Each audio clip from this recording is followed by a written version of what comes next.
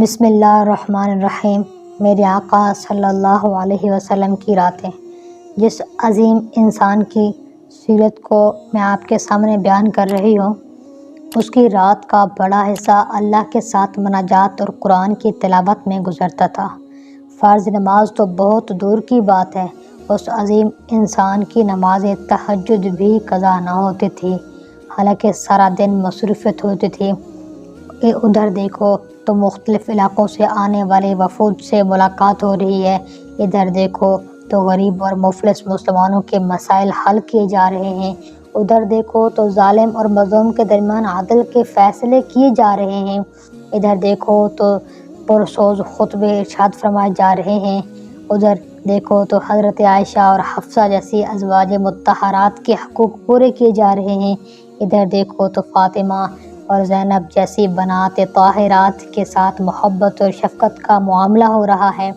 ادھر دیکھو تو آنے والے سائل کی ضروریات پوری کی جا رہی ہیں۔ سن لیجئے، میرے آپ کے اور ساری انسانیت کے آقا ایسے بے تعلق نہ تھے کہ آپ کو کوئی دھیان ہی نہ ہو، اپنی ذات کے علاوہ کسی چیز کی فکر نہ ہو، بلکہ آپ کو عرب کے ذرے ذرے کی فکر تھی، بیوی بچوں کی فکر تھی، یتیموں اور بیواؤں کی فکر تھی، بھٹکی ہوئی انسانیت کو راہ راست پر لگانے کی فکر تھی، ظالموں اور مشرکوں کی سرکوبی کی فکر تھی، عرب کی فکر تھی، عجم کی فکر تھی، ہند کی فکر تھی، چین کی فکر تھی۔ کیوں نہ فکر ہوتی؟ آپ سارے جہانوں، سارے مکانوں، سارے انسانوں کے لیے نبی بن کر آئے، اس مصروفیت کے باوجود آقا صلی اللہ علیہ وسلم کی نماز تہجد قضا نہیں ہونے دیتے تھے، اور نماز بھی ایسے ادا فرماتے کہ بعض اوقات رات بھر کھڑے رہ جاتے، کھڑے پائے مبارک میں ورم آ جاتا۔ حضرت عائشہ رضی اللہ عنہا عرض کرتی ہیں کہ اللہ نے تو آپ کو معاف کر دیا، پھر آپ اس قدر کیوں تکلیف اٹھاتے ہیں؟ آپ صلی اللہ علیہ وسلم نے فرمایا، افلا اکون عبدا شکورا، کیا میں اپنے اللہ کا شکر گزار بندہ نہ بنوں؟ گویا بتا دیا کہ اللہ کی عبادت صرف خوف اور خشیت کی وجہ سے نہیں، محبت اور عشق کی وجہ سے بھی کی جاتی ہے۔ میں راتوں کو صرف خوف الہی کی وجہ سے کھڑا ہوتا ہوں؟ نہیں، بلکہ محبت الہی مجھے مجبور کرتی ہے میں اس مالک کا شکریہ ادا کروں جس نے میرے سر پر ختم نبوت کا تاج رکھا، جس نے مجھے رحمت للعالمین بنا کر بھیجا، جس نے مجھے مقام محمود کا مجھ سے وعدہ کیا، جس نے مجھے لیغفر لک اللہ ما تقدم من ذنبک وما تاخر کی بشارت سنائی،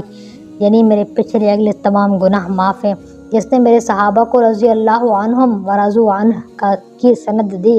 جس آپ صلی اللہ علیہ وسلم کی راتوں کی نماز دیکھنے والی ہوتی تھی، رکوع میں اتنی دیر جھکے رہتے تھے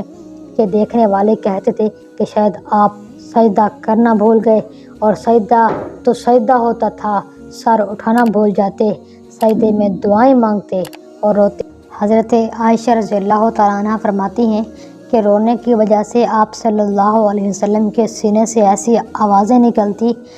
جیسے ابلتی ہوئی ہنڈیا سے آواز نکلتی ہے۔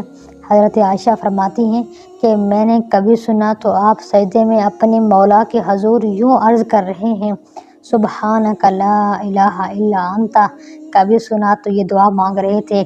اللہم اغفر لی ما اسررت وما اعلنت۔ میرے عزیزو، میرے اور آپ کے آقا صلی اللہ علیہ وسلم رات کو سوتے بھی تھے، حقوق بھی ادا فرماتے تھے، لیکن رات کا ایک بڑا حصہ عبادت کے لیے بھی مخصوص فرمایا کرتے تھے۔ راتوں کو لہو و لعب میں گزارنے والے، ٹی وی ڈراموں فلموں میں وقت گزارنے والے، عشق نبوت کے دعوے کرنے والے لوگوں، عبرت حاصل کرو، اپنے آقا کی راتوں سے نصیحت حاصل کرو، اپنے آقا کے رات کے قیام سے، سجدوں سے، رکوع سے، مناجاتوں سے، رونے سے، اللہ سے تڑپ تڑپ کر مانگنے سے۔ اے اللہ، ہمیں بھی ہمارے آقا صلی اللہ علیہ وسلم کی راتوں کی عبادت میں سے کچھ حصہ عطا فرما، آمین۔ وآخر دعوانا ان الحمد للہ رب العالمین۔